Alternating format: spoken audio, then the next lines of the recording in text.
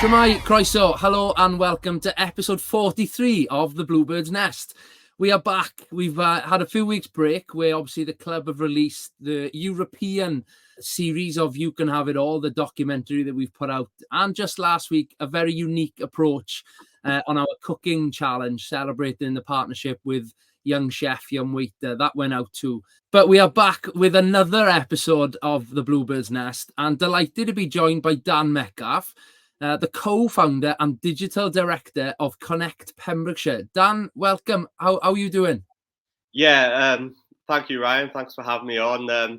Really busy this week as usual, but as soon as I got the invite, I thought it would be great to come on board and talk a little bit about Connect Pembrokeshire and our kind of sports coverage, what we've been doing with football. So yeah, pleasure to be here. Thanks for having me. Excellent. No, thanks for joining us. And it's been great to see the emergence of Connect Pembrokeshire in recent months and my own personal experience. You know, I've been following your journey across social media and that, and I genuinely do think it's a fantastic idea that you've brought to life. So don't need me to tell everyone all about what you've been doing. So first question, I suppose, is from, I'm assuming, your initial idea or a team of you perhaps to what you're doing now, idea to reality.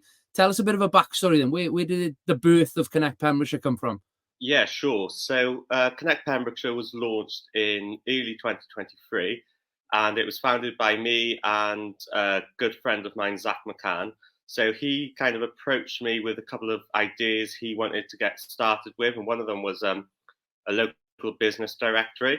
So I've been a web developer for 7 years. I've worked for some really great companies, built hundreds of websites, worked on kind of big sports projects before. And I've also worked in a bit of marketing, a bit of advertising, local radio, local magazines. And as someone who's, and the same goes with Zach, we're both kind of two young lads who are on our phones a lot, on the internet. And things do change. You've got a lot of video content now, photo content. I think I can see it with Harvard West as well. They're really engaged with their social media platforms. And we were looking at kind of what's out there in terms of traditional marketing and content. And we thought we can do this and improve on it and bring our own kind of fresh, modern digital approach to that kind of traditional marketing and traditional advertising.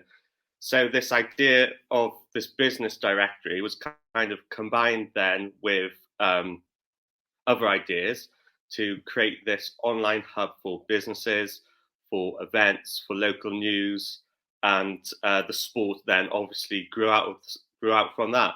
At the start, we were just a kind of small website, got a few businesses on board, and just started off with me writing the news content. And I approached a guy, Matthew Waters, who's heavily involved in local football with Merlin's Bridge. He was just taking photos of Merlin's Bridge kind of every weekend. I thought they looked good. I asked him, could I use a couple of them in my articles to spruce them up a bit? He said, yeah, sure. And that relationship's really developed now. He's every weekend he's contributing sports photos, and not just Merlin's Bridge, from all around the county. So that's really helped our sports section grow. But yeah, since the start of the year, it's expanded, and people have reacted, people have engaged, people have liked what we're doing, and yeah, I think they're happy that there's someone new in this sort of space, because I think some of the kind of maybe older players, their output might have it's diminished a little bit. Some of the quality of the coverage isn't there that it used to be. We want to be engaging, reaching new audiences, and promoting the county in fun, exciting ways. So yeah, just using my knowledge, using Zach's knowledge to do that, really. Brilliant. And that's an excellent summary. I know more about you now already as well. But I'll pick up on a couple of points you said there. But you're coming up to your first birthday then, but you've already got an office, I believe, in town centre? Yeah, so this was a recent development. We've been in the office for coming up to 2 months now. So when I started the business with Zach, we both had a lot of other commitments, full-time jobs and responsibilities. And even though it was growing well, growing steadily, we knew that kind of to take it to the next level and to keep up with the demand of the expansion of services and businesses coming on board, we need a bigger team and a premises. Because when you're working kind of part-time, different parts of the county, you're not seeing each other every day. Your productivity can low. It can be difficult to communicate. So we thought we need a salesman and we need an office. So because neither of us are salespeople. So even though we were doing that, it was kind of hard to spread just us two over the kind of content creation, website of it, and then go and sell. So we got another long-term friend on board, Bowden, who I'd worked with before, doing like part-time work with advertising and stuff like that. And we brought him on board not just because he's a good salesperson, but because he knows us well. We can trust him. He fits in with that ethos of being young, digitally switched on. So we got the office. We got Bowden. Obviously, it's you could say it's a risk spending money to expand, but see it as an investment. We've got faith in our product. We think it's quality. So we thought if everything goes as it should, we'll soon see a return on that. Yeah. So since we've moved into the office, been about 6-7 weeks, doing the sort of Monday to Friday 9 to 5, and it's been amazing. Productivity, ideas flowing, kind of having that space where we can all kind of bounce ideas off each other, go out to meetings with each other, go and cover things with each other, and having that physical location. We're still kind of in the process of finishing it.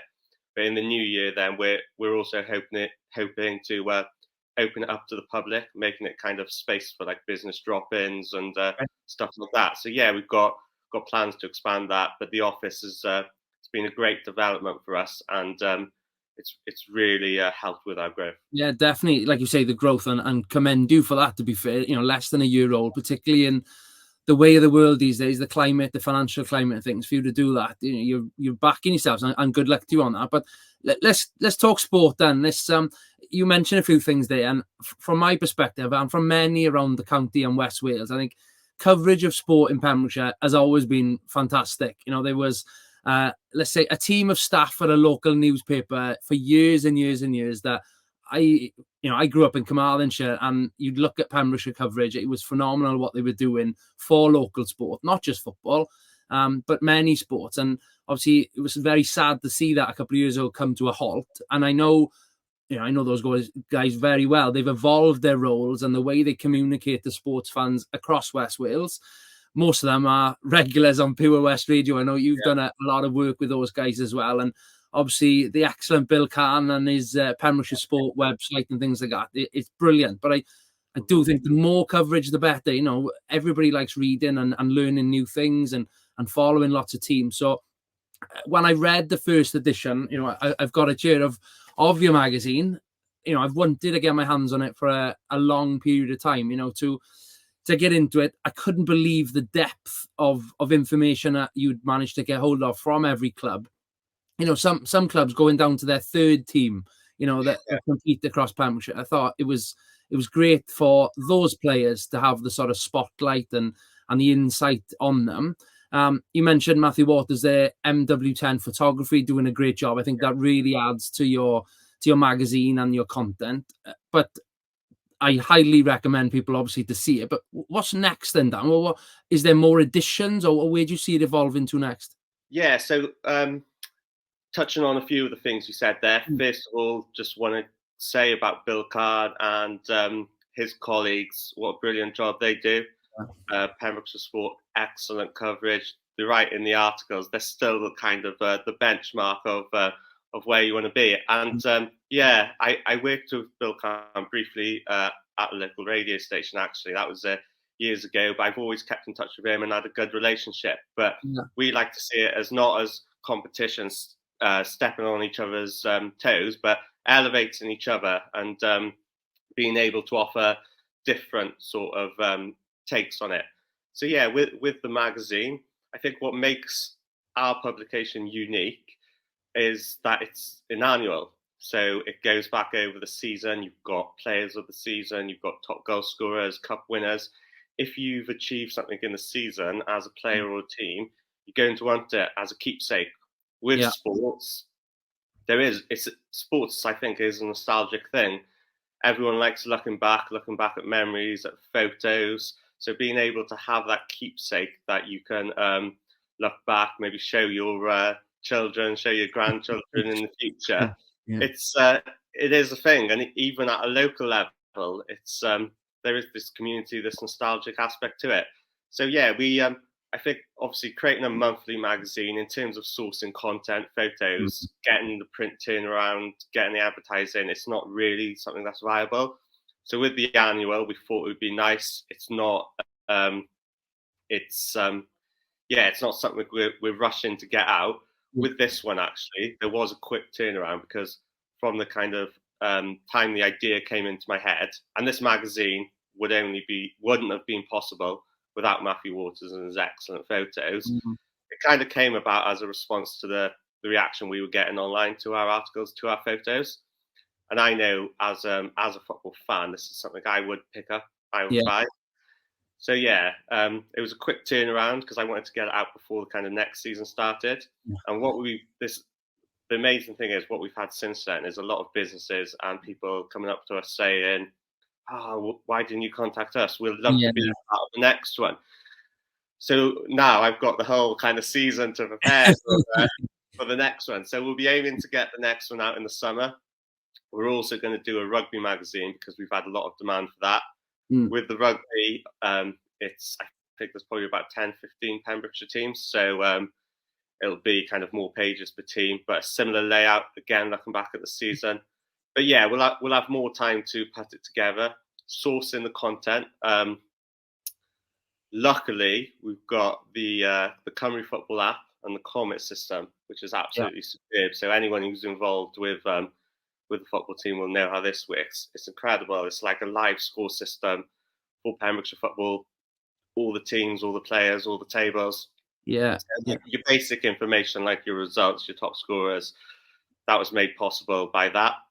But that's not to say it was an easy task to put the magazine together. I did have to contact pretty much every club individually, messaging on Facebook, messaging on WhatsApp. Sometimes you'd have to go through a few kind of points of contact. And at the end of the day, people running these clubs, they're all volunteers. They're all doing so much already. So I appreciate it's a lot of work. It was probably a bit annoying, but we got there in the end, chasing up sort of things like the season, missing photos. And the reaction, to be fair, of all the clubs, all really cooperative, all really kind of enthusiastic about the idea. And then one of the things we did with the distribution then was sell it to the clubs at a discounted price, and they could resell it to the fans and players to give them an incentive. But going forward, we've learned a few things about kind of what works, what doesn't. So we're hoping we're going to be doing the same again in the summer. It'll be a larger print run, and the magazine will be available for free. There'll be a bigger kind of distribution and marketing push. We've got some sponsors, bigger sponsors who've already said they'll give us a helping hand.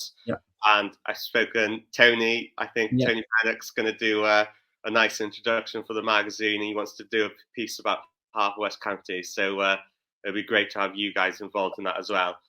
It's fantastic. Like, what you're saying, again, in less than 12 months, what you've been able to put together, and almost again already develop next steps. You mentioned rugby and all those different things. It doesn't surprise me at all that other organizations, companies are looking to get involved because it is such a great product that you've done.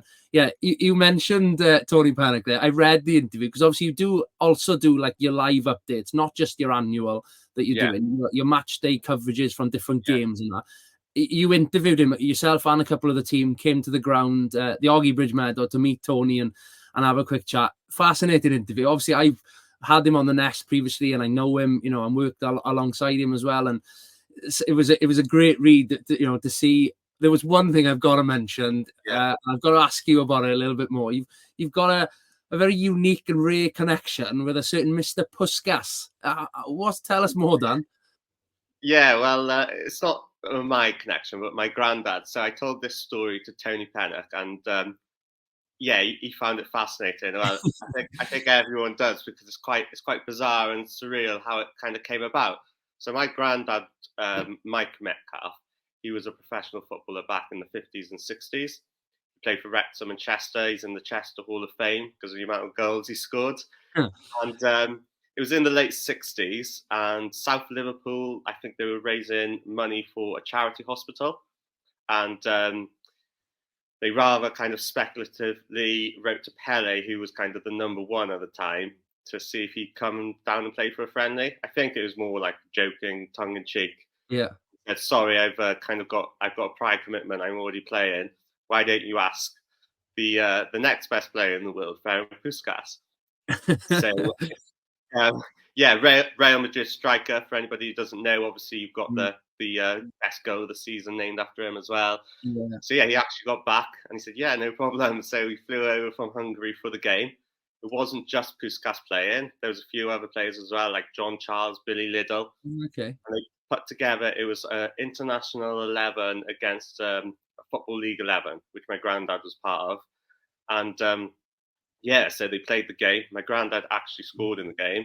And Puskas, not to be outdone, scored a hat-trick. Brilliant. So yeah, I've always loved football. Growing up with my granddad, he passed away a few years ago now, but growing up, I always had those great football stories. Yeah. Fascinating. The other one, which I think I mentioned to Tony as well, was he played in an FA Cup tie against Manchester United. They were 1-0 up at half time, actually. They ended up losing 2-1. Chester were in the third division at this time, and Man United were one of the best teams around. And he came up against 18-year-old George Best. Nice. And he said even at that time you could see the immense talent that he had. That was one of his favourite players that he came up against. But yeah, with the Puskas thing, I guess the equivalent would be like getting Messi down to play at the Bridge Meadow.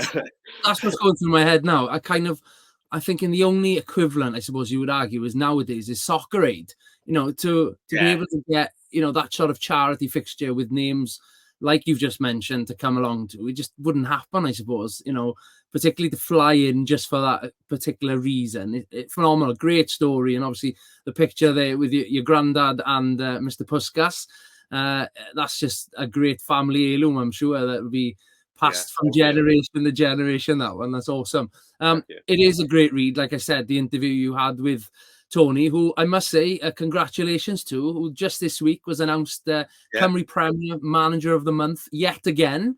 I think that's back-to-back Novembers that he's picked up, but he has had a couple during his time as Haverfordwest manager. A great month, obviously, for the club, undefeated, scoring 10, conceding 2, I think the facts are. So, yeah, congratulations to Tony on that one. I know you're always looking at new opportunities and involving the business then. So let's look at how you engage with local businesses. I've seen from your social media that there's regular new connections coming on board. This week, I think about the last few days anyway, I think Martin Jones at Oggy and yourselves have struck up a great partnership. Obviously, they're the ground sponsors with us, so we know those guys at Oggy really well. Tristan from our very own Tristan at West Health Physiotherapy is on there. Two parts to this question. And so how does what you do impact potential customers and people in the county? And how does it support businesses as well then? Yes, so ultimately we are like a marketing agency, I guess, at our core. So the aim of any sort of marketing, any sort of advertising is to kind of increase your brand, drive customers, drive sales. But two of the most important elements for us are that engagement and those ongoing relationships between businesses and customers, and also linking it in with the community-based ethos. So there's different sections to our website. You've got the business directory where businesses can post events, offers, products. We write news articles about them, share them across social media, help with graphic creation, also any web design things they've got like that.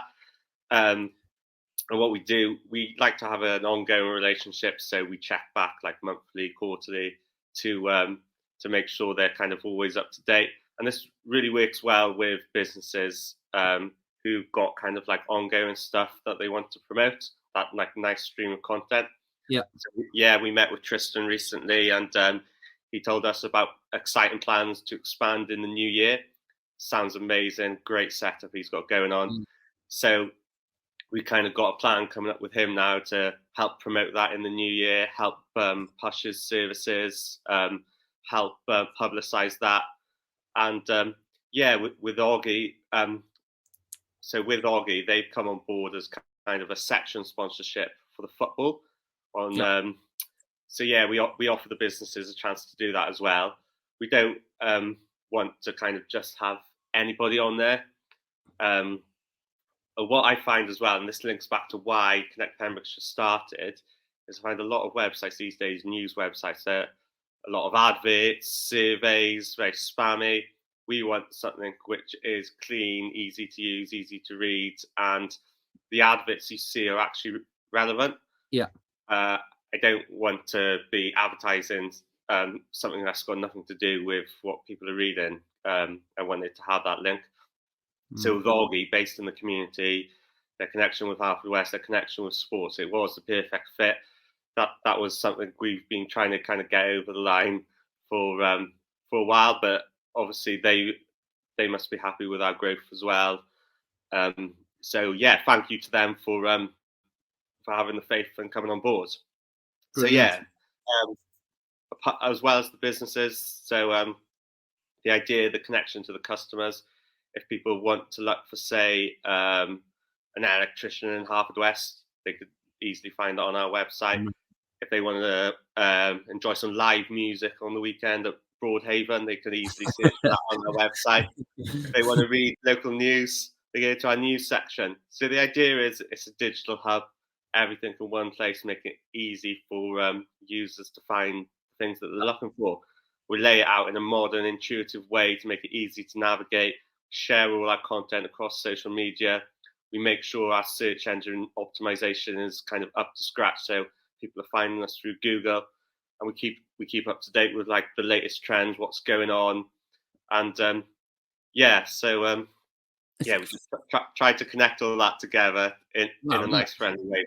It's what it says on the tin, and I think it's exactly what you are doing, to be fair, connecting Pembrokeshire, so firstly then, for a customer or for a potential new visitor to the site, they simply connectpembrokeshire.co.uk and explore all the businesses you've got listed on there, and like you say, the events and everything else then, is it?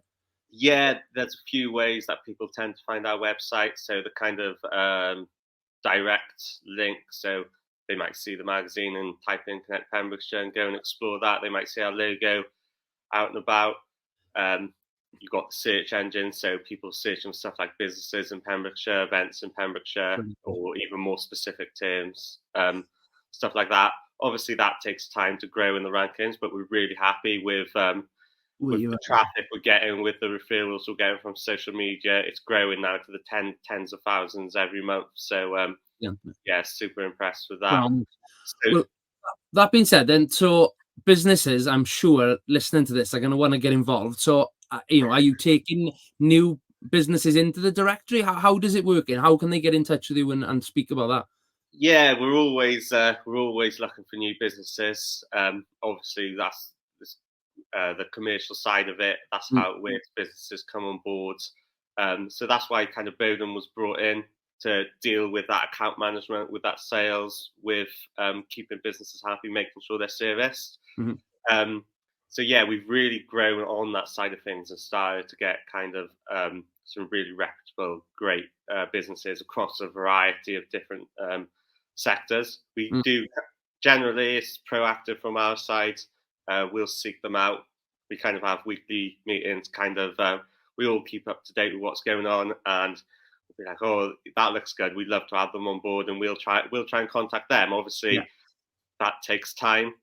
What we have seen recently, which is, again, it's just so good to see from our perspective, because it's kind of like a ringing endorsement of what we're doing, is we've had businesses contacting us through our phone number, through our email, which is on our website, on our social media. So we're starting to see a lot of that now. People are obviously seeing what we're doing, and they're wanting to come on board. And so both ways, we either approach them, they either approach us. And what we like to do is have have that in-person meeting as well. We love to go out and meet people. When you invited me on the podcast, I thought brilliant, because we want to be seen, we want to be out there, we want to talk to people. I think it just gives people a nice understanding. We give them then a tailored presentation of what we can offer their business. So obviously every business is different. If you're a pub, you might want to advertise more events, food and drink offers, stuff like that. But yeah, it's keeping you really busy then, Dan. You know, with all these different sort of directions that the business is going. It's it's so busy, and we are expanding our team. So we've got me, Bowden, and Zach there as the kind of directors who oversee kind of everything, and then we've got 2 sports reporters now. So we've got Matthew and we've got James Hemingway, who's recently joined us, and he kind of helps us cover the games, helps give us a kind of broader range of games, also doing bits and bobs for the rugby, ready for the rugby magazine. We've also got another young lad who's joining us as a digital developer, kind of assisting with that part-time for now. And I think I'm allowed to say this, so Tony Pennock has actually arranged for an apprentice from Half West County who's involved with the club to come down and do a bit of a sports writing apprenticeship with us 1 or 2 days a week. So thank you to Tony and James who are helping setting that up. We can't wait for that to get started. Definitely, and these community links, they're brilliant. So that's what's that, 6 or 7? You need a bigger office soon. Yeah. I think I've got a good idea who that individual is, but what's really nice to hear, there's been a lot of people. Obviously, we've had Kian Devine on before, youngster. You know, he's still in school. He's got his own little business, and he's doing entrepreneurial things. But lots of other people within the club structure, youngsters, you know, teenagers who are showing an interest. And I'd like to think there's elements of what the club are doing are almost inspiring for some things, you know, the journalism aspect or the media aspect. So we are looking, you know, to support those guys. I know there's a couple who've gone off to uni already as well, who are looking to sort of keep their roots in Pembrokeshire to continue to do that. So it's great to hear that you're wanting to support them as well. If I can say something about Kian, actually. So when I was doing the first football magazine, and kind of selling the little advert spaces on the individual clubs, I knew that football drawing, his business. I was aware of them on social media, seen some of the stuff he'd done, and it looked fantastic. So I dropped him a message and said, kind of, would you like a small advert in our magazine? It's relatively cheap, sort of thing. It would be a good kind of audience for you to reach. And he replied back then, sort of, I'm not trying to embarrass him, but something like, I'm only 14 years old, and I haven't got like this big advertising budget. I haven't really got an advertising budget. So I said, mate, I had no idea at the time he was so young and the work he was doing. I said, you can have the adverts for free.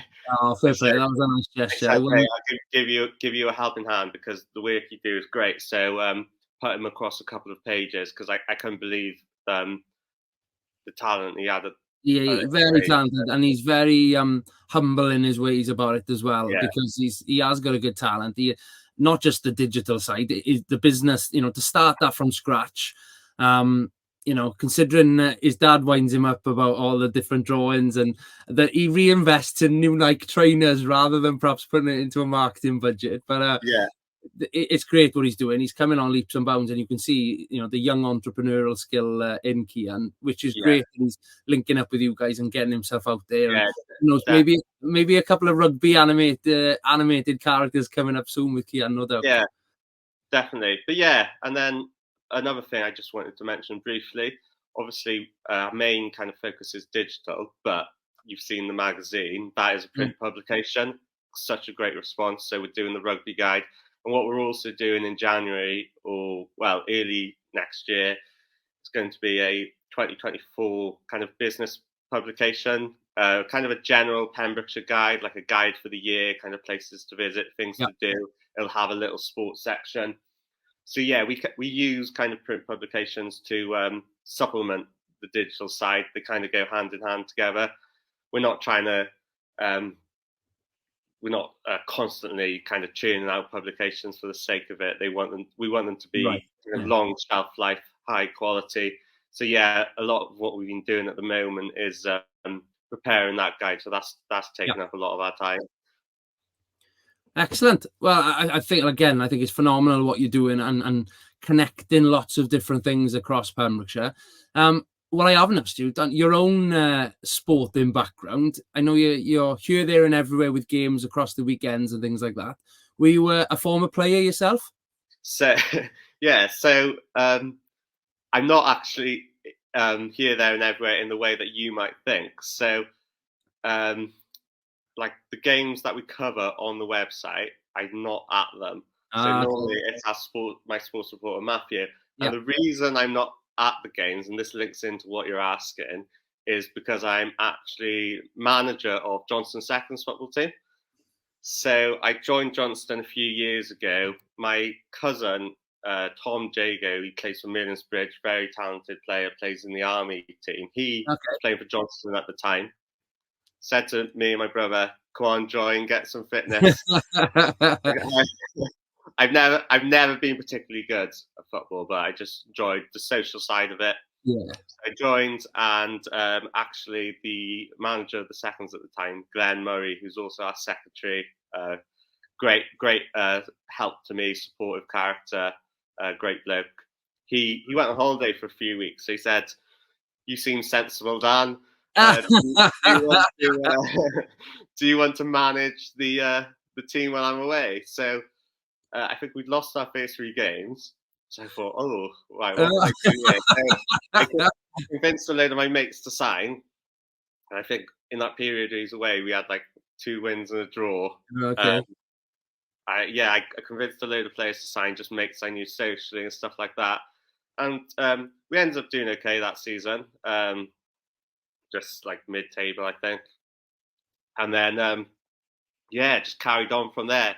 So now we're second in the Division 5 table. Trying to get out of there. Fantastic. It's great. I love being part of the football club. I love being part of Johnston. I love football. But the only downside is I don't get to go to a lot of these games. Okay, yourself. Goodwick and Haken last weekend. I'd love to have gone to that. I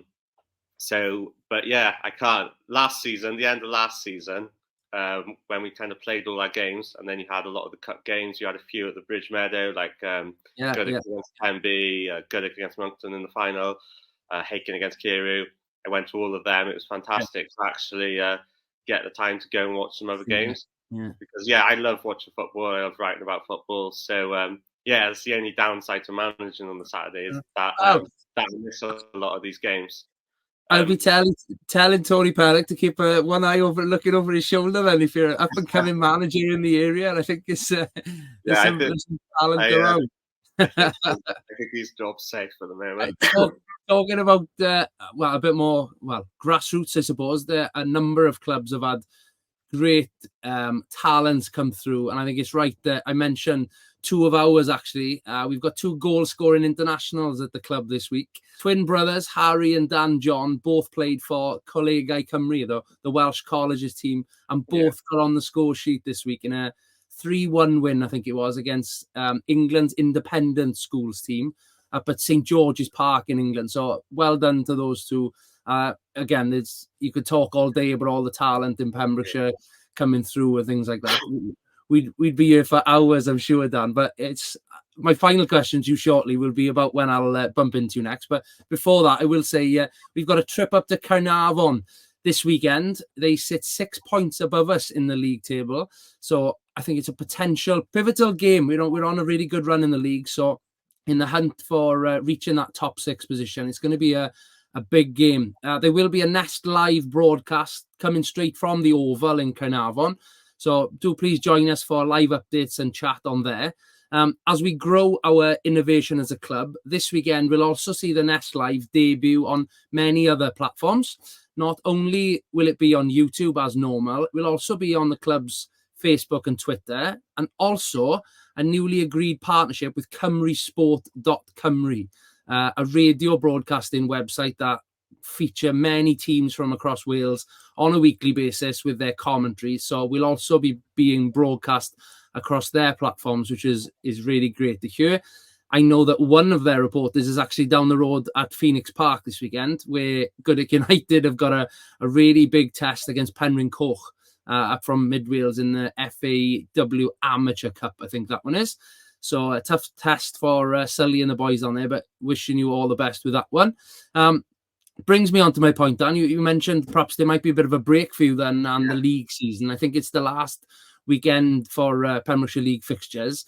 We've got a really busy schedule at the Oggy Bridge Meadow over Christmas now. We've had the game that was postponed against TNS a week or so ago. That's been now rearranged for next weekend, the 23rd. We're also home on Boxing Day. Any plans to come and join us down the meadow? Yeah, so we noticed that straight away. 23rd, no Pembrokeshire football on that day. So a few of the boys from Johnston have already kind of said, shall we kind of go out for the day, watch Harford West, and hopefully kind of all the other clubs have the same attitude. With no local games, it's a great opportunity for the boys to go up and watch Harford West. So yeah, I'm definitely going to go down there, try and encourage a few friends. And I was thinking of maybe putting something on Connect Pembrokeshire, maybe a bit of campaign to get as many people down there as we can.